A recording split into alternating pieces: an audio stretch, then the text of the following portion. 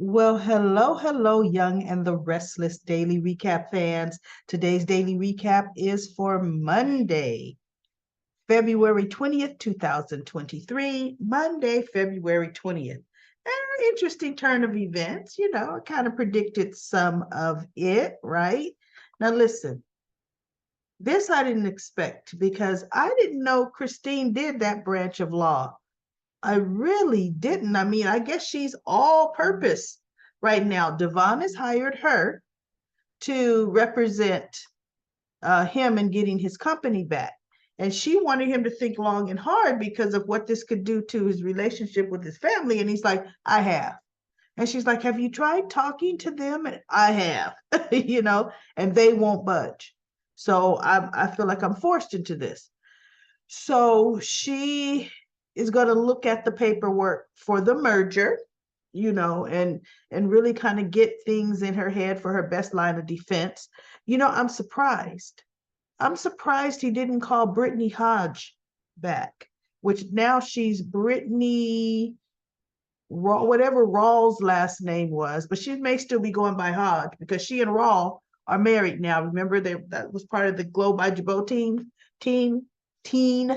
So, and Brittany did a very good job. So I'm surprised they didn't call her back. But, this being the 50th anniversary of The Young and the Restless, of course, they've got Christine. She's, hell, I mean, heck, her parents, oh, goodness, stop it. Heck, her parents, they wrote the show. It's their show. So, of course, she would definitely be the one representing Devon.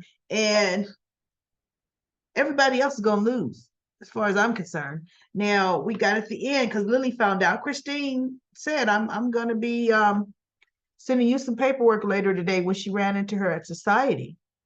And she says, but first I want to talk to you as a friend and then in a professional manner. And Lily's like, well, okay. And so she goes, I'm going to be sending you, a, what do you call it? A legal brief. It's not a summons. Maybe it is a summons, but whatever it is, that, Devon has retained me to represent him in court. And, you're going to be getting that from me later today. And she goes, but as a friend, is there any way you all can talk this out? And so Lily's like, well, we've tried to offer, a compromise, but he won't hear it. And she goes, this is the funniest thing is he's saying the same thing about you and Jill, So Lily is like, well, yeah, I hate that it's come to this too, but whatever. So Lily gets on the phone and she's calling Amanda, begging Amanda. I know, that we have a legal team, but nobody like you. Can you please just come back for this one thing? Help us save our company. And I'm thinking they'll probably bring Amanda back just because she would love to stick it to Devon, right? And then this is also going to be how Nate's going to find out because he's dying to know what happened. So with Amanda in town, she has no gag order, right? So she might just tell. But my whole thing is help us save our company. Lily and Jill, you have Chancellor Industries. Seriously. You have that. Devon is the one trying to save his company because you guys are going down a road of destruction. Okay? Road of destruction. So we shall see. Just the way soap operas are, and just by her making that phone call, Amanda's coming back. Otherwise, yeah, Amanda's coming back. Because who else is an attorney? Michael Baldwin is Victor's attorney. Although, look, if I got to go up against Michael Baldwin and Christine, definitely my money's on Michael Baldwin. So I'm surprised Devon didn't try to snatch Michael Baldwin. But you know why? When Victor tried to do the hostile takeover of Chancellor Industries, Michael was solely privately in Victor's pocket as an attorney, right? So yeah, I wouldn't trust him representing me legally at all right now. It would have to be somebody that's not in New Victor's back pocket. And Christine absolutely positively is not. So that's going to be, oh yeah, I'm liking that. I'm definitely liking that. So now, the other good thing is Victoria. Oh no, Christine's leaving. Right? Meeting's over. Christine's leaving. She's getting on the elevator. Nate's coming out the elevator. Oh, Christine. Hi. Oh, hey, Nate. I haven't seen you in a long time. Me either. Wow. And then he looks, oh, so I see you coming from my cousin's apartment. Was this social or was this professional? And Christine looked, you see my look? Christine looked at him kind of like, wait, what kind of question is that, right? And so she goes, goodness, it's been a long time, just like he hadn't said one thing as she's now getting in the elevator, right? And he looks at her, he goes, oh, by your non-answer, it's the latter. And now Christina's really looking at him as she's getting in the elevator, kind of backing in it, looking at him. And he goes, well, I want to make sure you're aware that there's some definite contentions between my cousins. And she looked and she goes, pushes the down button. It was nice seeing you. Unless the elevator closed. And I thought, what a Jack, right? See, I used to do that for Jack. Jack, no, Nate, what a Jack. Who does that? What adult does that? None of his business whatsoever. Whether it was social or professional, none of his business. Oh my goodness. Wow. See, Nate, I can't wait for the haughty, lofty fall of Nate Hastings, because that man is ridiculous.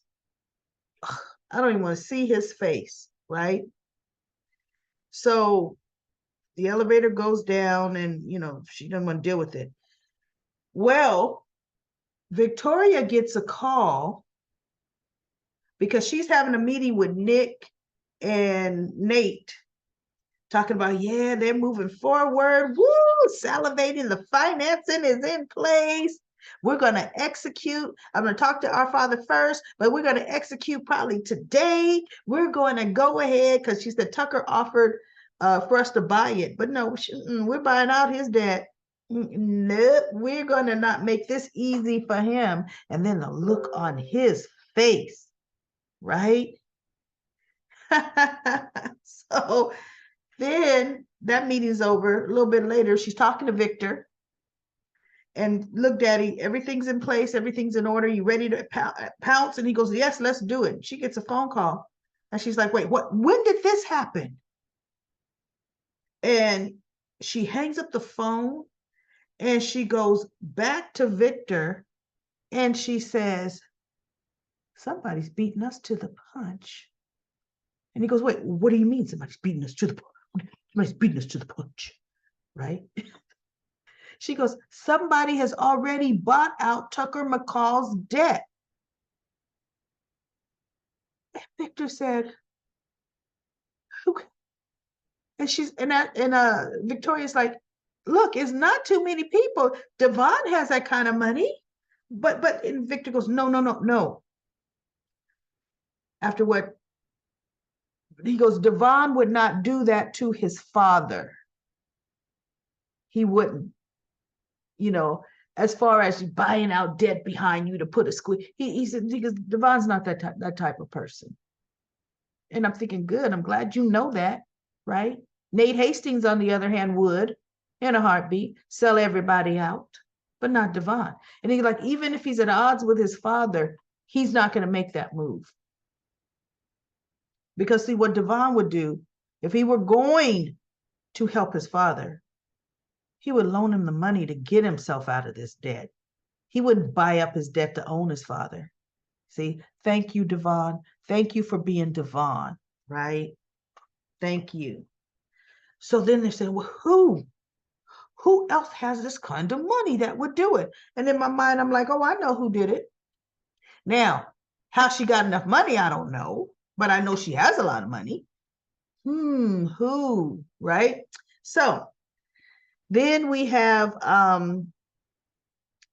Tucker comes over to Ashley's and he tells Ashley, this was so cute, that he's offered to sell to Victoria, to Newman, the Newmans. He's done it as a proof to my, I meant what I said. I would sell everything for you. And I've offered them McCall Unlimited. She goes, have you really? And he goes, yes, I have. So she goes, okay. I don't know. Could you be doing it because now everybody knows about your debt issues and you're trying to save face? You'd rather sell your company than be squeezed out? I mean, she was just, Ashley was being so Ashley. I love it when Ashley's bad, right? And not bad as in, yeah, Ashley's been bad. Yeah, she's a player, right? Because when she's really trying to best her brother, Ashley can be bad down in the dirt. Okay. And Ashley can win. So she's like, okay. Well, then he gets a phone call and he's like, wait, what? Who? Well, find out. And so wow, what bad news? And he's looking. Now, what interests me, everybody, have you noticed this? And this is what's been bugging me. You notice when Tucker's talking to Ashley, he never looks her in the eye. You guys are Ashley, right? Ashley, look, the time I spent in the ashram, it's really taught me a lot.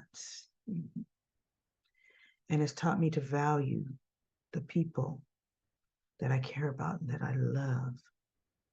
And now I'm in this whole re-evaluation state. But like I was saying, I believe we're soulmates, and I believe we're destined to be with one another. And I'm willing to do whatever it takes to prove myself to you.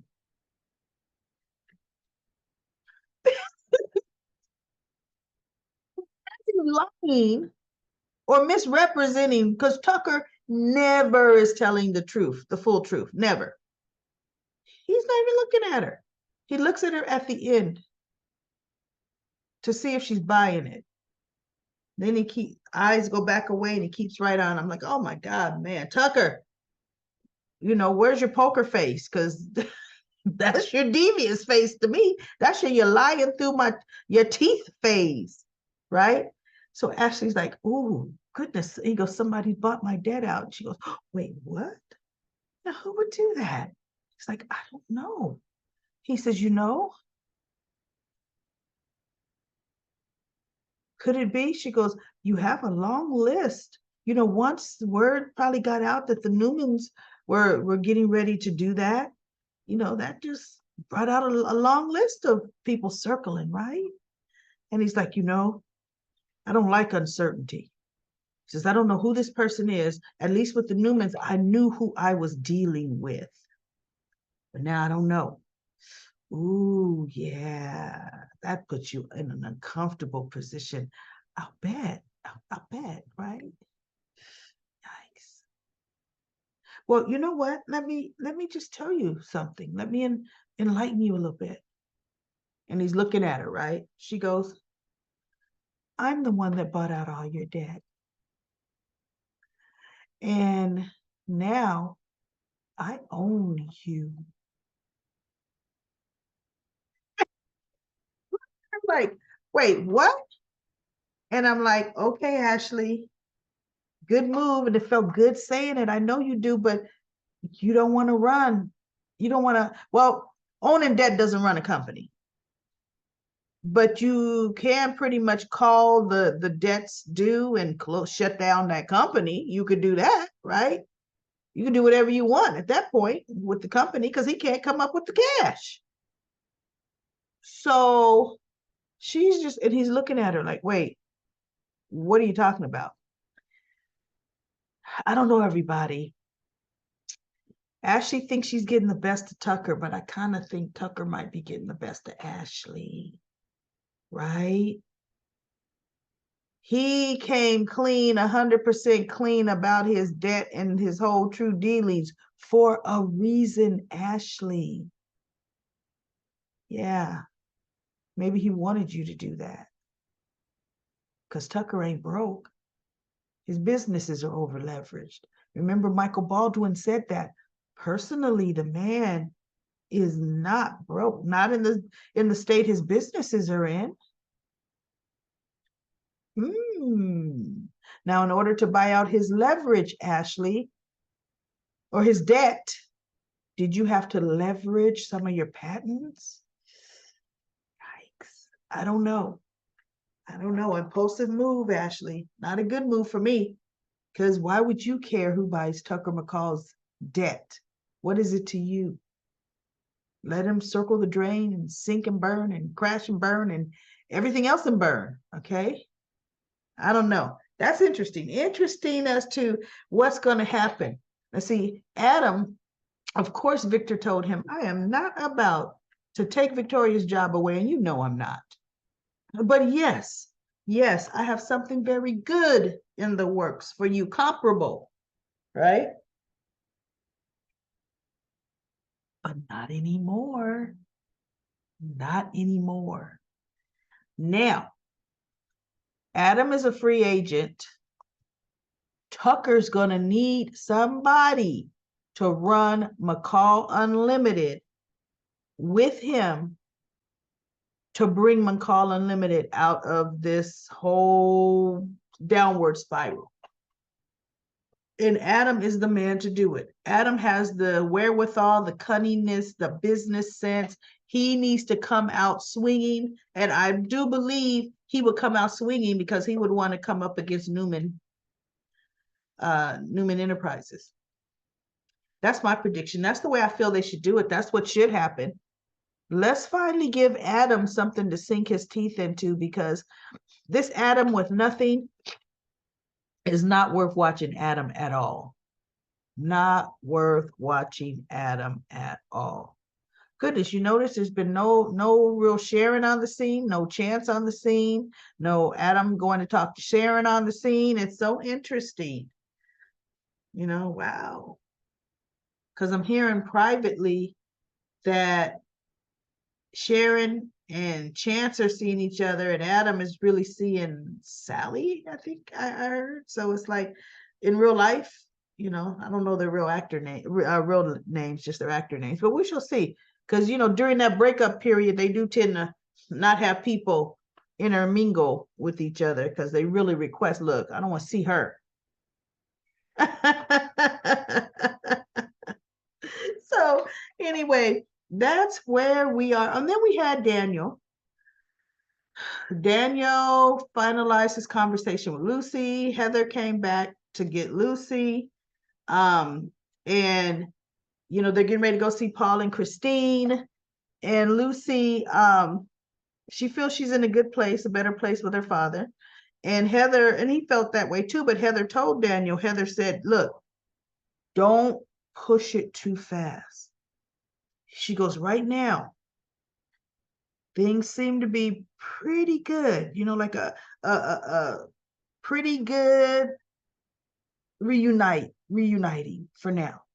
She's like, but let things sink in. And he goes, you don't have to tell me how to deal with my daughter, Heather. And she goes, Daniel, Lucy's gone through a lot over the last few months, okay? And you weren't privy to any of it, okay?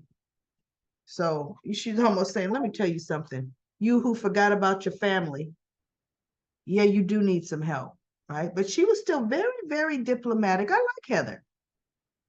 I really like Heather's character. Heather's character to me is definitely more mature than Daniel. And you know what, everybody? I don't remember story-wise years ago.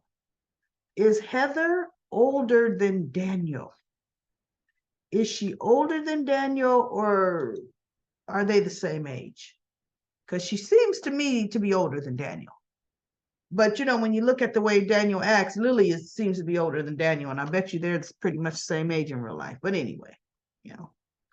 So we'll see. I can already tell Lucy will be back. Lucy will definitely be back, and to stay with her father. Maybe the first time will be over the summer that's coming up, but she'll be back in Genoa City. So, oh, and I did some research because in Comic Corner Friday, somebody said that they felt the actress was in her 20s, just playing younger. Nope, the actual actress, Lily Brooks O'Brien, is 16 years old. Now, Lucy's supposed to be 12, even though you know how they age them up and they haven't said aged up, right? But if they were aging Lucy, Lucy would be about 14, 15. So the actress is about right because look, they've already aged Johnny.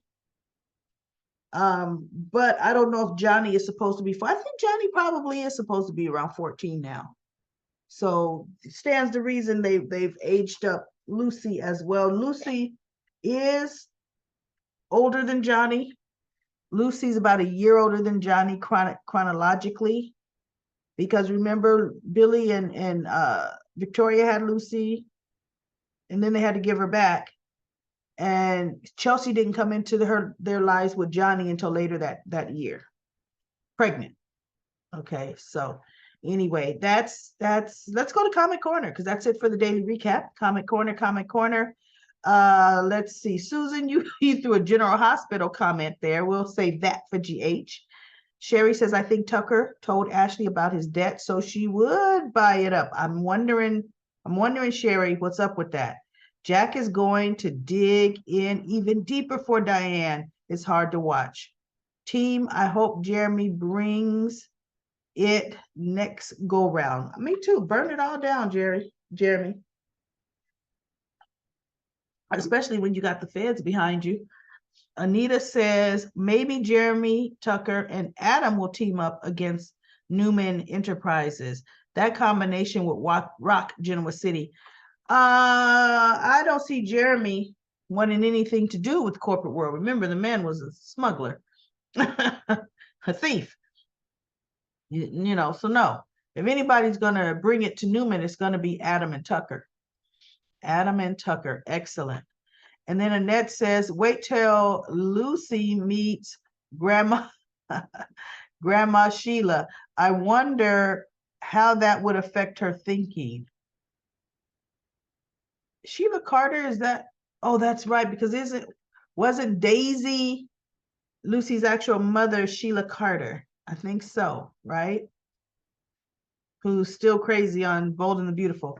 Annette says, Lily and Nick could be good together, or am I crazy as old Phyllis? Nah, I don't see a Nick and Lily pairing. Lily needs somebody more exciting, just like with Billy. Billy was exciting, you know, and had a spark. Nick is just dull, boring Nick. See, Kane may have had a calmer demeanor, but Kane was exciting. Kane had that flair. Kane had that sex appeal and that accent to his. And, you know, there was a thrill about Kane. Nick Newman, nothing, you know, like that oak tree buried out there in the backyard there, front yard, wherever you got an oak tree buried. Just, hey, that's just an oak, everybody. An oak is just an oak. Oh my God. Miserid says, glad you're feeling a bit better. I am. Can you tell? Not 100%, but I'd say 97%.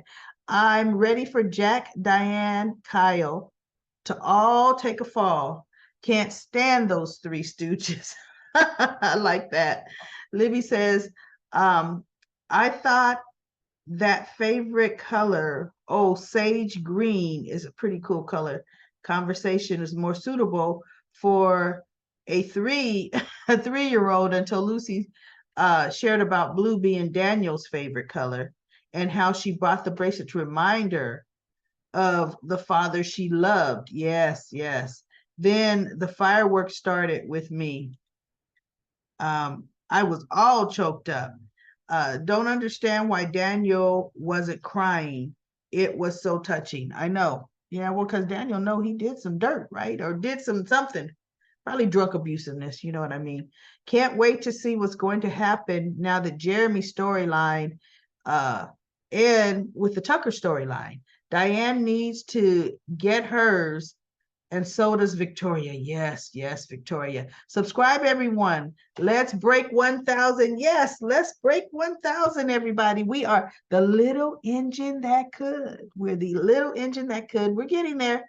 We are getting there. So that's it for Comic Corner. Comic Corner today, everybody. Let's see, Tuesdays are normally a dull day, but we'll see what's happening in Genoa City tomorrow. And I'll be back with another daily recap.